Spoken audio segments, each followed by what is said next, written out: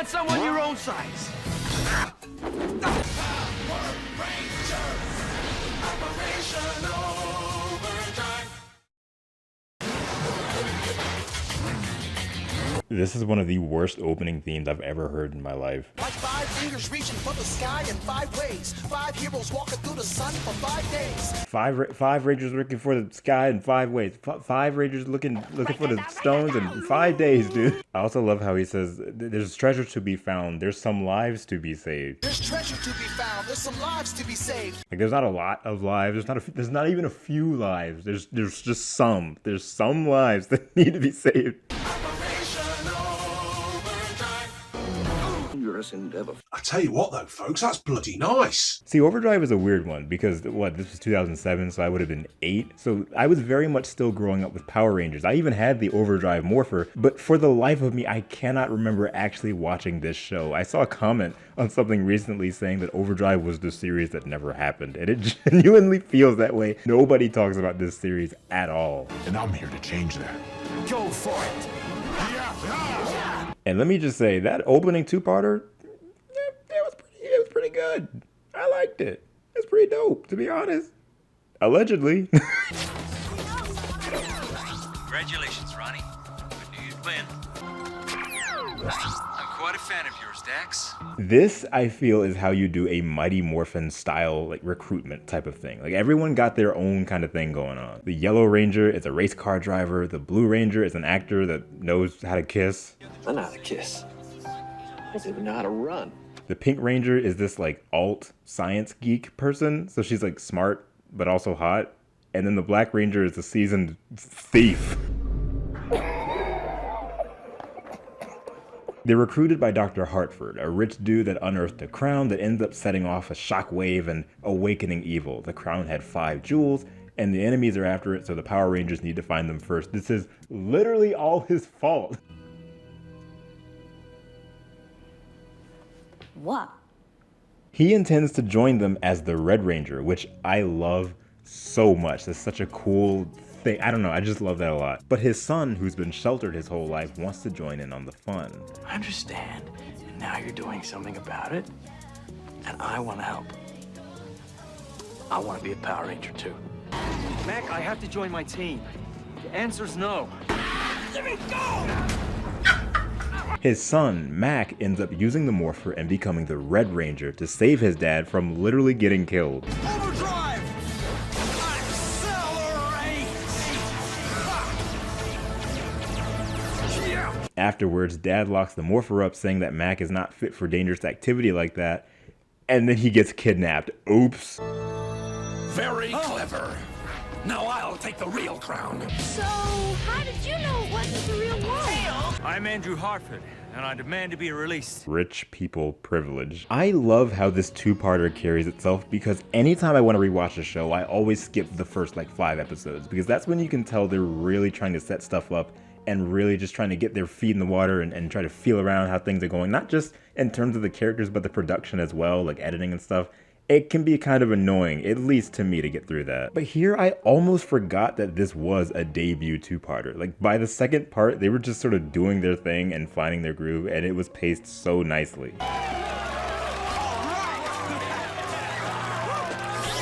Also, their dynamic is really nice. I love them all immediately. Like, every single character is so wonderful, including, like, especially the Butler and Dax. That was the same stunt I did in King for a Day. Only that time I saved a beautiful princess. I saw that movie. I don't remember you being in it. Story of my life. I love that they try to get the Red Morpher out of the safe so that they can save Dr. Hartford, and the Butler's like, oh gee, if only there was someone here that was skilled in breaking and entering. And then he and Mac both look at the only black member of the team.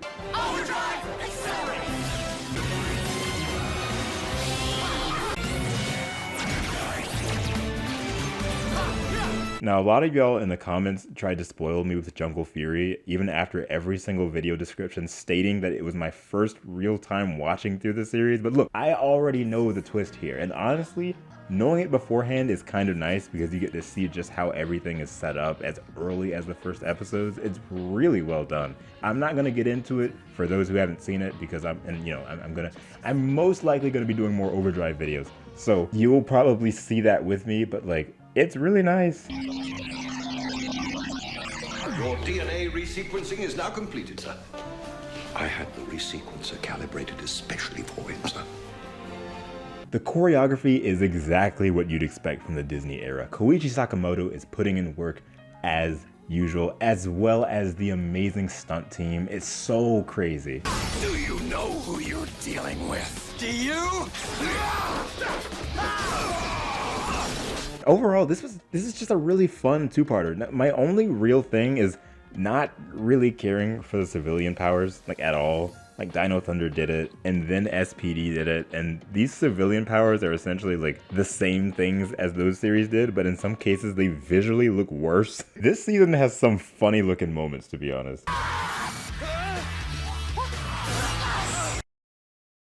Allow me. Drive claws. I really love these characters. I love them. I really do. They're so much fun, and I really hope it stays that way because I love them a lot. Kick into Overdrive did kind of blow me away, and going into it with a blank perspective really helped it a lot. For the series that never happened, I sure am glad it did. What? Another kiss. Spencer! Bro, no, they did not. Oh my lord. All right, so okay, this is sort of an unscripted video. I've finished like a few episodes of Overdrive. I'm still like 5 or 6 episodes in, and I just need to say something. I already know people are gonna look at the title of this video and then not even watch it and be in the comments being like, oh my gosh, someone, of course now they hate Overdrive. Shut the hell up. I love Overdrive. Okay. So Overdrive happened during a writer's strike, apparently, and you know, I'll give it some flack for that. At the same time, I still have to critique what we got. This is the show that we got regardless of what happened, so like this is the show, right? I've been watching these episodes and realizing like, okay, yeah, they're going on an adventure, they're getting all the jewels and stuff, but like, why did these episodes feel so long?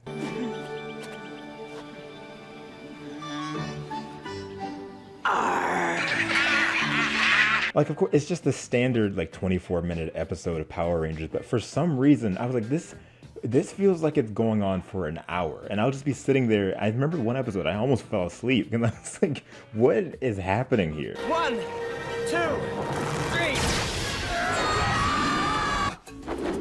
And it was just so interesting to me because I hadn't felt that way for any other series, like especially in the Disney era of Power Rangers. And I think I realized it's because in Overdrive, because it's an adventure type thing, they're always going all over the place. And it makes it feel like so much is being packed into these episodes when in reality it's probably like not. Like 2 minutes they'll be in the command center, then they'll be out in a field somewhere, and then they'll be in the city looking for something, and then they'll be in the command center again, and then they'll be in a volcano, and then they'll be in the swords. I'm like, geez, can y'all slow down? Hey, ugly! What? Why don't you pick on someone your own size? I know there was one episode where they traveled this like huge distance to land in a spot where they could locate one of the jewels, and they were like, oh, we're finally here. Oh, that long flight. Oh, this is such a bad idea. And then immediately after they called for the Zords. Spencer, send the Zords. And I'm like, well, why didn't you just go there in the Zords? Like, why did you have to call the Zords after? You probably would have gotten there faster if you just used the Zords. Anyway, it's just funny because it doesn't feel like padding. It never feels like padding, which I think goes to the show's benefit. It just genuinely feels like there's a lot being packed into these episodes so that they can do this whole adventure type thing. But sometimes it feels like they're just jumping around a lot. There was an episode where Dr. Hartford was like, hey, Mac, I got a Zord for you to use. And Mac was like, oh, I can't do it because he like failed in a fight. He like lost a fight. He's like, oh man, I don't know, I can't do it. And Dr. Hartford was like, no, you can do it, dude. You got it. But it's times like these that define a hero. And so we cut to a scene of Mac struggling with the Zord. He's like, ah! And then not even a minute later, he comes back to the command center, the exact same set. He's like, I couldn't do it, dude. It's like, we jumping back and forth so quick. But again, it doesn't feel like padding. Sometimes it just feels genuinely nice. Like we had a really nice Dax episode where he falls in love with this girl who I didn't know was a villain initially. I mean, I did, but like growing up, of course, I saw clips of her online, like as a villain. But like when she showed up in this episode, I couldn't place her face at all. I was like, who is this? And then we find out she was a villain trying to get inside information. It was really nice. I think it was a really well done episode. Gave us some nice focus on Dax. And again, it was a really cool episode about Dax, and I liked it a lot. Oh, romances will come and go, but true friends are always there for each other. It plays into like the Rangers being fun and interacting like friends, like I mentioned in the last video. It's really nice to see. We didn't think you were going to make it. I even thought you were going to do something dumb like bring her along. I dropped her off around the corner, but I told her to stay there. And even the episode that I just mentioned about Mac not being able to handle Zord, it was an episode about him wanting to give up being a Ranger, because during the episode, again, it's so jam-packed, we see him failing a bunch of times, you know, not being able to do the Zord and losing like 2 different fights in the same episode. He's like, I can't do it. He sees the team just chilling in their Zords because they think that Mac's gonna come and save them after they get stuck, and he's like, oh shoot, maybe I should go help him out. And it's a really nice moment. I love that a lot. I had Zord trouble. I hate it when that happens. I hope you forgive me for bailing out. We knew you'd come back. Ranger out, guys. Also in these episodes, they just be doing whatever. First of all, Spencer just puts on whatever outfit he can. I guess that's the gimmick with him, is that he's always in disguise. They have Will committing a crime just to get the scrolls to help find something. And it's like, okay, but these aren't like monsters. This is like actual security. You are actually committing a crime, but whatever. You obviously don't know who we work for. Evidently, you don't know who we work for. All right. And it turns out Spencer was like disguising himself to help them get the scrolls. He's always just dressing up. And also this show, like everything just happens. They meet pirates. So just stay out of our way. And who is this saucy young beauty?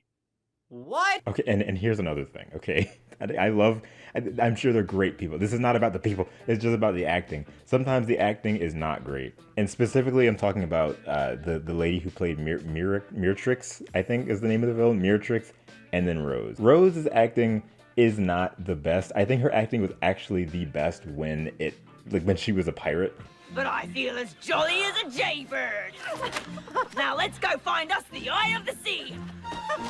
Like, she went all out, and you can tell she was just having fun with it. But outside of being a pirate, I feel like it's just a little bit too hammed on. Not to mention his spirit taking me over and turning me into a pirate. How humiliating. You're right. All the relics from that era have been discovered long ago. And it's a bit of the opposite way around with Miratrix. Like, she was really great when she wasn't in villain mode, but the moment she became a villain, I feel like she enunciates everything way too hard. Are you sure you want to mess with us? What's that thing? You're not the only one with massive machinery. Attack! I've got your booty right here. What? And it just comes out kind of flat. And again, I'm pretty sure they're going to improve like during the show. Like, again, I'm only 5 or 6 episodes in. I just wanted to make a video, but like, it's a little upsetting sometimes. Also, Mac, his acting is really, really good, but sometimes he just goes completely high pitched for like no reason at all. He's like, hey guys, what in the world's going on? I read about this in Brownbeard the Pirate's High Sea Adventures. Yar! I can't believe this. I've read every story ever written about you. You're a legend. And it happens so many times in an episode. I'm like, can you please stop? it's almost giving nostalgia critic. Hey, don't you think we should help her? I don't think she needs it. Looks like she's enjoying herself. He's like, how's that funny? I don't care. One consistent thing about this show, which should have always been a given, is that the fights are good as hell. I love the fights so much. It's Disney era fights. It's always going to be amazing. And they be just putting everything into these fights. It's so good. They're all just having fun. And I think that's really what's keeping me in Overdrive. There's a lot going on, but also you can tell they're just having fun and doing whatever. This is an adventure show, and they're just throwing stuff at the wall and see what fits. Like, if it's an adventure show with mythical stuff and pirates and ghosts, and like, you can do whatever, and you can tell that they know that. It's a lot of fun. I'm having a lot of fun with it. It's just Overdrive really is something else. But yeah, these episodes feel like an hour every time, and I don't think, maybe it's not a problem. Okay. Anyway. I've got your booty right here.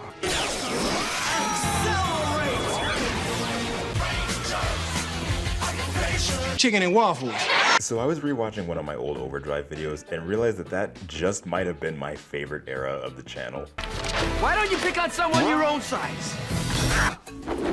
I felt it was genuinely funny and went, you know what, maybe I should head back to Overdrive, I don't know. I fell off because it was losing me, but I wanted to see what else I could have been missing, and honestly, me coming back started off being like the very representation of this meme, until I got to Mercury. Oh.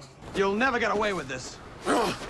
I think I realized I have the most fun with this series when it involves episodes in which the Rangers are doing everything they can to save each other, rather than just being bunched up together all the time. There's a really good episode where Matt gets kidnapped by Lord have mercy, I forget their names, Icy and Spicy, and he starts clowning them as a prisoner. Marius was right, you know. You really are a nitwit. He said that? Yeah. We better get those swords fixed and fast. Who wants to be on my pit crew? Don't have to ask us twice. The Rangers start fixing up all the Zords themselves after they were destroyed in a battle, which is in no way believable for anyone that isn't Rose and maybe Ronnie. Like, what the hell is Dax and Will supposed to be doing? Holding the wrench? Yes! I've got him. Whoa, yeah! I just love seeing them so heavily intent on saving each other and themselves. It harkens back to how much I praised their friendship in the previous video. They're so close and it's a lot of fun. Hey, Mac! Need some help? We got your back. Come on, Rangers! Yeah! Let's show him our stuff! The episodes can still feel somewhat long, but it at the very least feels like the time is evened out a bit more smoothly. Like, we're not consistently switching between locations every other minute like before, and it's very much appreciated. Acting-wise, where I saw Rose before, now I see Dax. Like, he's great in focus episodes, especially the one where he plays in a movie. My movie career can wait. Sorry, guys. Sorry, Mr. Hartford. But otherwise, he has moments where he's just playing lines up way too hard. Nope. No jewel signature of any kind. It's just like your average piece of space quartz. But he do be shining in the ADR. I gotta give him that one. Drill blaster! Try laser! Go! Look out, baddies! I'm ready to rock. Bro, I love Ronnie. It's always the yellow ones, dude. Hey! It's okay! Get away from her! Get away from her! I do notice much of this season so far is a lot of Matt going off on his own, either saving his team or his team looking out for him. And that leads to the introduction of our 6th Ranger, who is basically given a 4-part intro arc. What? Taizan is a being from another planet, on Earth in search of a stone. Spicy finds him and transforms him into a monster for defying him. He then follows Spicy under the notion that he'd be reverted back to normal, but after siding with the Rangers, Taizan feels he'll never see his original self again. He's a friend. I'm sorry about what happened before. Please. The Rangers' trust in Mac right off the jump is heartwarming, especially his father's trust. They have their wariness about Taizan, but know that Mac wouldn't lead them astray. Would you care for some lemonade, sir? Can I visit? Taizan helps the Rangers find a vital piece of the Corona Aurora, and the jewels react, transforming him back into his humanoid form in the quickest, ugliest looking effect that we just like see happen and move on from. Wow, it worked! This has been an... Alright. This 4-parter, I feel, has the issue that I had earlier on in Overdrive, where a lot of stuff feels like filler and things just take forever to happen. There's a lot of civilian fights and morph fights and long Megazord fights, and the actual plot is just sort of sitting there. Meanwhile, we know there's a 6th Ranger on the horizon, but we have to make sure we're filling out these episodes all the way. Taizan breaks down into Mercury because of monsters at the end of the Mercury first part, and then is immediately restored in the second part early on. Mac's father creates a morpher for Taizan, and after initial reluctance, he shows up to fight alongside them as the Mercury Ranger. Now, I say initial reluctance, but in reality, the entire episode was a bunch of him saying, nope, I can't do it, guys, I can't join you. You are my friends. But now I must go. No, I'm sorry. You are part of the team, right? No, He doesn't want to join us. I'm sorry. The loss of his fighting team due to a decision he made sees him refraining from fighting with a team again, and I just wish it didn't feel so long-winded. Like, maybe the fact that his story is in 4 parts in Overdrive of all series made it worse, but to me, him morphing wasn't really even the shining moment. It was more so Ronnie being the one to pull him back up to speed. We don't always win. Sometimes the bad guys do. But we can't let that stop us. That is what makes us heroes. It would have been obvious to have Mac do it, but knowing Ronnie's heart and that sort of almost motherly role she has to the team, it just made the most sense. Overdrive, accelerate!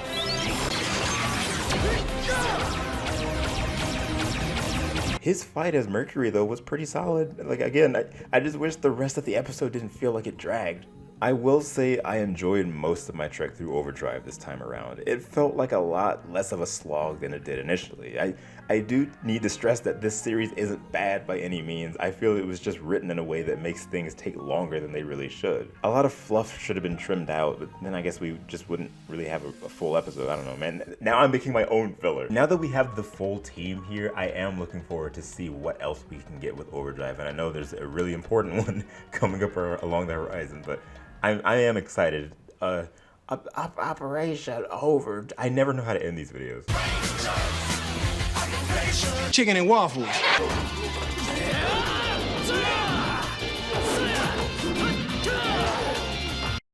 Once a ranger, always a ranger.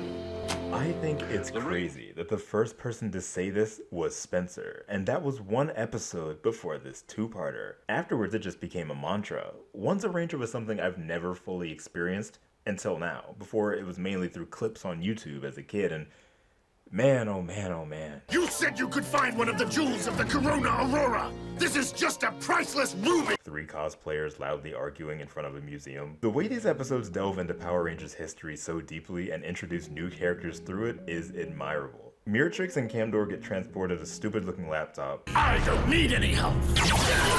Laptop computer? Yes! That takes them to a meeting with Flurious, Moltor, and someone named Thrax, who turns out to be the son of Lord Zed and Rita Repulsa. What? After all these years, I'm free! He was sealed away by the Sentinel Knight and is now after the Sword of Excelsior, the only weapon that can fully wipe out the Sentinel Knight for good. Thrax wants to take the Rangers out, thinking that assembling the villains together, they can make it work. I can barely remember what life was like before Operation Overdrive. I can. Boring.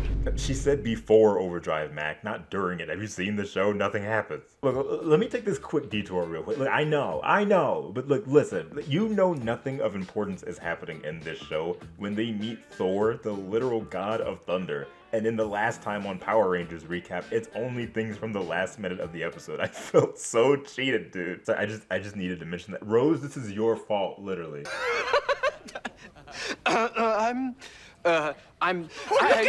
Thrax organizes a battle with the Overdrive Rangers and absolutely demolishes them, but it's nothing on what they did to Mac. You see all the stuff they did to Mac? What happened to him?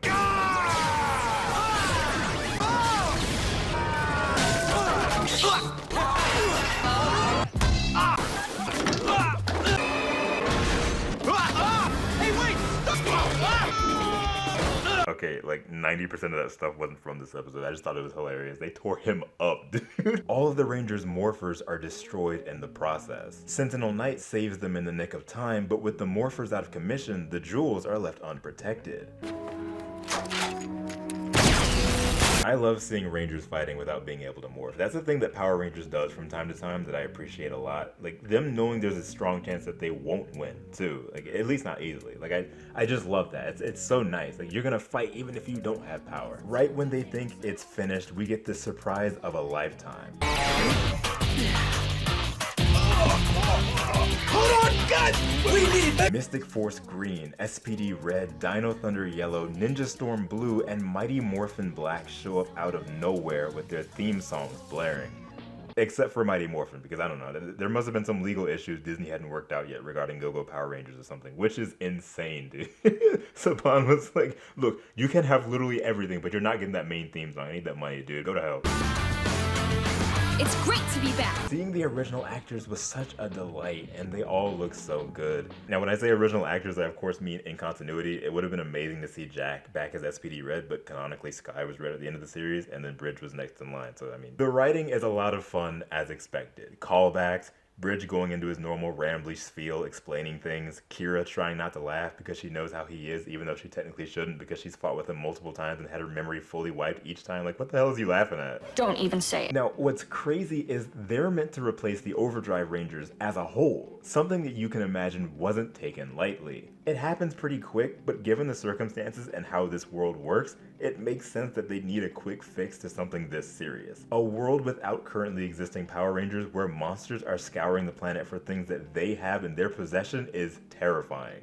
Anyway, those Zords are unbelievable. Yeah, I can't wait to get in the cockpit of that gyro driver. As awkward as it is, it's interesting seeing Overdrive trying to figure things out while the insanely well put together fan service plays out. They're always so close and tight together, so them being set aside means they'll really have to be even closer. I don't blame anyone here. Overdrive clearly feels that they're not needed anymore, and they're not even being given anything to do. Them being out of the picture is indefinite. They just go back to their normal lives, and it really does hit you how hard it's hitting them. Now, I also don't blame Dr. Hartford. He doesn't even know what to do with fixing the morphers. He's so unsure on how long to keep them waiting.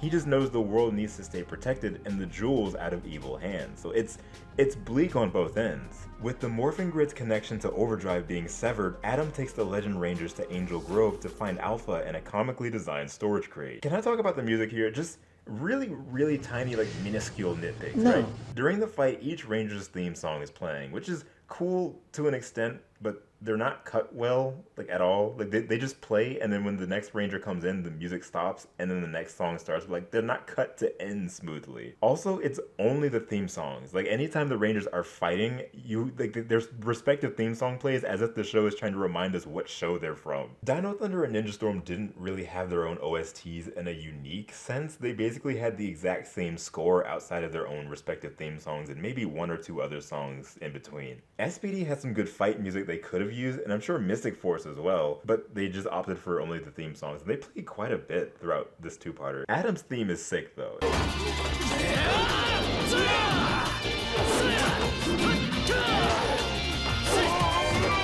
After learning what Thrax wants, Mac meets with Rose to find the whereabouts of Excelsior. This is when she tells the rest of the team. The goddess that holds the blade comes to life, entrusting the sword to them. Excelsior is returned to Sentinel Knight, bringing him back to a physical state.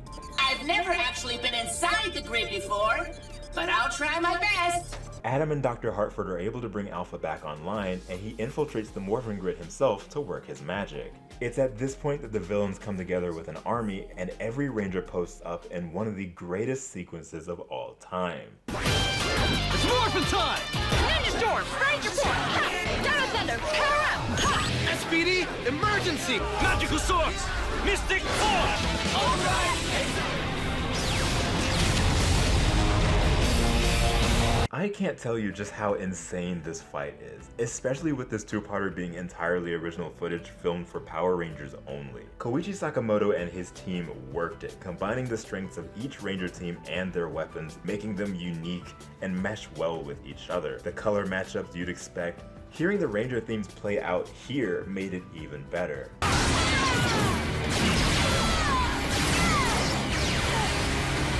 Adam wearing the Overdrive Defender vest made me scream. Now you've made me mad. Johnny Young Boss showing his amazing prowess as a voice actor. More phenomenal! That's not even a word and I agree with you! This is the kind of thing that makes me love Power Rangers so much. Like, they didn't have to do this. Sentinel Knight comes to life and wipes out Thrax like it was nothing, and the Rangers win. Power Rangers forever! This crossover was amazing. Now, if you're not watching this from the eventual Overdrive retrospective compilation or haven't seen my past videos on Overdrive, which you should, just know that I've mentioned this time and time again that Overdrive tends to meander a lot. There's been many times where an episode feels like it's just happening and nothing of plot relevance comes through until the final 5 minutes. Like I mentioned earlier about the whole Thor thing, I took almost nothing from that episode because of how much I felt like it wasted my time. However, what Overdrive excels in, strangely, to me at least, is keeping the plot flowing when it's connecting to past Ranger series in some way.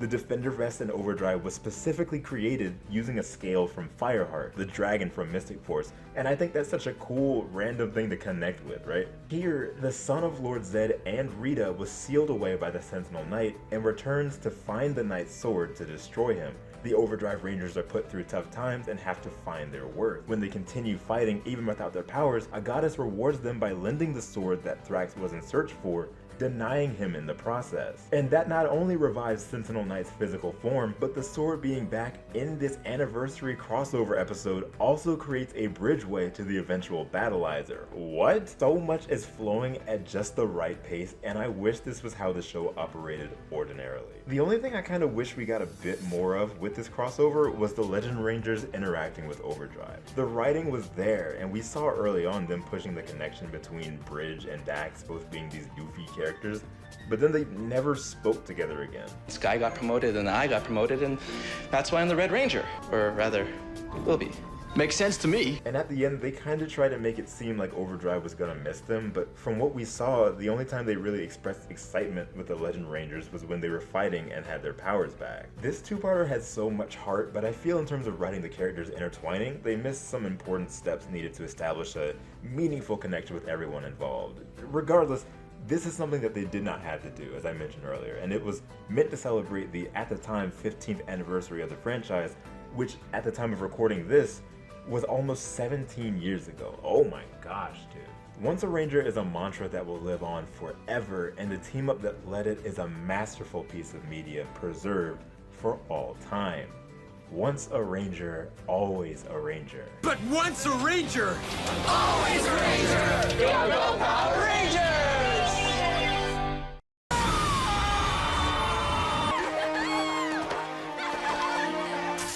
It's important to at least be on the same level, because that's where you guys are. Now that I've finished the series, I can confidently say that in the strangest way possible, Operation Overdrive somehow feels like more of a contractual obligation than both Jungle Fury and RPM.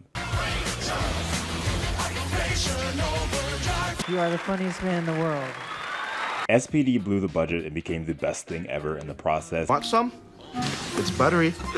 Mystic Force, I imagine, was them coming back up and trying to make a grounded series to return to form. And then Overdrive felt like they was like, all right, man, we gotta do this again. Like, Overdrive a lot of the time felt like Power Rangers on autopilot. Oh, the dread I felt. Which is funny because if you've been following the saga, you'd know that I went in with the most even expectations. I said, I don't care what nobody says, I'm gonna look at this fresh, and I genuinely enjoyed my time. Giving Overdrive its flowers, hyping it up. That dwindled a bit over time, but Once a Ranger brought me back in. That's what you thought, but once a Ranger, always a Ranger! I think Once a Ranger was such a fun team up, one of the best. Like, I literally think it's one of the best team ups Power Rangers has ever done.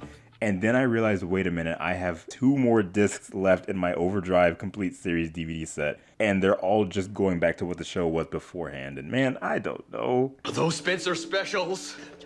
Yeah, it's tasty as hell. While I can say it got better over time, the initial episodes following Once a Ranger were not great, like, at all. Going somewhere, Ranger? I don't have time for you today.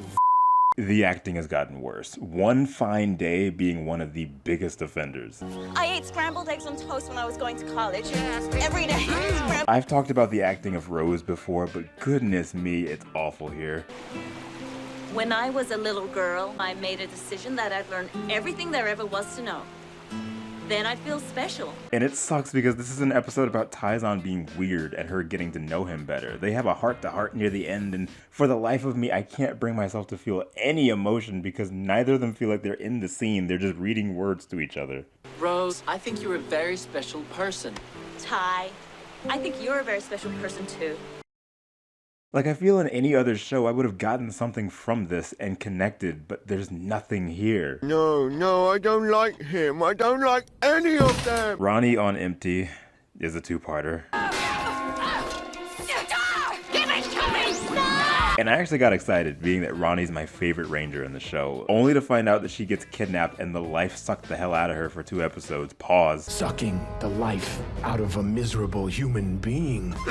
And it's actually a will-centered journey instead. Like, man, whatever. Let me tell you this, though. The show hit a massive whiplash once the episode Things Not Said shows up. This and the succeeding episode Red Ranger Unplugged are 2 of the best episodes in the series. They gave us probably one of the most shocking visuals in Power Rangers, that being Mac finding out that he's an android. When you grabbed that morpher, it was all you. At that moment, you seemed almost... human? Mac is grappling with the fact that he's been a machine this whole time, and every memory of himself as a child was fake and planted in him rather than him having actually experienced it. They've been setting this up and hinting towards this since the beginning of the show, and it's been done pretty masterfully.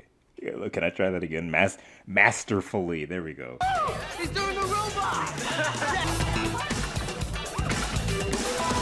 The reveal is so much more worth it than I imagined. It's not just a, wow, that's crazy, time to move on and grow situation. No, they drag this thing out. From the time that Mac finds out, his relationship with his father is fractured all the way up to the finale, and I love it. It's so real, dude. Mac, you're the son I always wanted. I was too busy with my work to find the right woman. Why didn't you just make one of those too?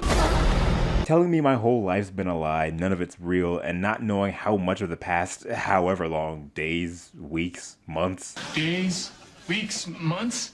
Yeah, maybe 5. Was real or just false memories is terrifying. Mac is 100% in his right to feel betrayed. Good job, Mac. Thanks, Mr. Harford. Appreciate it. He's got that going on, and meanwhile Tyzon has his own struggles, being tricked by a fear cat that killed his girlfriend into thinking she's there with him and gaslighting him into thinking he's never been a ranger. Norg, you know that snow creature thing that I've literally never mentioned, like ever, like not even once, because he never mattered before now. He's getting pushed around and leaving his home here and there, only to find that the Rangers actually appreciate him. You know what? No, let's talk about that for a minute. This is a theme that I like a lot that Overdrive brought forward. Being unappreciative of the ones in your circle. Norg time and time again does things for the sake of Flurious to make him happy, and in return it's either punished or lambasted for being a nuisance, which causes him to leave the enemy base more often. He has run-ins with the Rangers unmorphed and almost always ends up unintentionally helping them in some way, with them letting him be. The Rangers see him as harmless, and he slowly begins to realize that they're not so bad after all, giving him the kind of attention that his heart's probably been longing for. Then we have I've got your booty right here, Miratrix. I've got your booty right here. What? Who gets continuously more and more frustrated working with Camdor, as it seems everything she does is wrong in his eyes. Camdor puts her down every chance he gets, to the point she goes and attempts to steal a power for herself to prove her worth and that she doesn't need him, and then he traps her in a little necklace thing. Like, bro, what? Oh, also, hi, this is Hedge here, writing after having finished I just finished the finale. She doesn't come back. Her in this necklace, we literally don't see her again. Like, what? What? One place you'll never see treatment like this, though, is the command center with the Rangers. From the jump, they've always had each other's backs, which is something that I highlighted in a past outing. Like, it's my favorite thing, seeing how they're always there for each other, especially after finding out the truth about Mac. You guys took me in. I'm an alien. Doesn't get weirder than that. We're brothers, no matter what. They don't care, and honestly, why should they? It doesn't change anything. Tyzon having been turned into a monster, but then saved by the Rangers. I mean, he understood this sentiment the most. It doesn't matter who you are or where you came from, it's your intent and your heart that matters. Near the end, they all gave up the Corona Aurora and its jewels just to save Mac, and it's the perfect action to illustrate just how tight this team really is. Speaking of which, the finale didn't do much for me at all. Flurious gains a new form, and I've never really seen him as much of a threat to begin with, so it ended up just feeling like they're fighting any other monster. Like, who cares? They did go all out with the fight, and we get to see them morph during the battle itself, something that would become a Koichi Sakamoto staple in future years of Super Sentai, so it's super neat to see them get early mileage out of it here. They knew the revving action of the Overdrive trackers was golden and used it to their advantage, and I'm here for it. I really don't have much else to say. Oh, Matt got a battleizer. Yep. Alright. You know what? Okay, no, that's not fair. Like, it showed up during the Mac finds out he's an android arc, so it was pretty goated. I just don't have much to add to that, and also I don't really know if I like the way it looks all that much. I mean, it looks fine. It's just, it's too much gold. It's a little too much gold. Operation Overdrive was such an experience. It's always been this series that just sort of existed. Again, I grew up with this series, but not really having watched it. I knew it from the toys and the commercials and stuff, but I'd never experienced it until 2024. And let me tell you something, even though it has like these cool moments, I don't see myself ever rewatching this again. And there's not that many Power Ranger seasons that I've seen up to this point where I can really say that outside of like Mighty Morphin Power Rangers season 2. That is awful. Oh man, it's Lord Zed. He must have come here for the sword. Overdrive is interesting though because there's so much here, like there's such a good foundation for a good story, but certain things drag it out and just make it just not what it should be, whether it be the acting or the pacing. There are things that kind of drag it down when it's trying to be at the top of its game, and it feels like Power Rangers on autopilot a lot of the time. But in the end, I found a lot of enjoyment in Overdrive that I feel a lot of people haven't. Like, I don't know how many views this video is probably going to get in its lifetime. Let's say 10,000. I guarantee you probably like 20% of people watching this right now have watched Operation Overdrive in its entirety. And I don't mean watching a few episodes and Once a Ranger. I'm talking about episode 1 through 32 or 3 or whatever, or how many of us in there. I'm glad that I got to experience it no matter what it made me feel, and I'm glad I got to experience these characters and just the story that it tried to bring forward. Overdrive! Accelerate! Overdrive! Accelerate! Overdrive! Accelerate! Overdrive! Accelerate! Overdrive! Accelerate! Overdrive! Accelerate! Operation Overdrive! Alicia, Amanda, Andrew, Austin, Chaco, Emilia, Gwen, Helen, Ian, Jake, Matt, Sav44.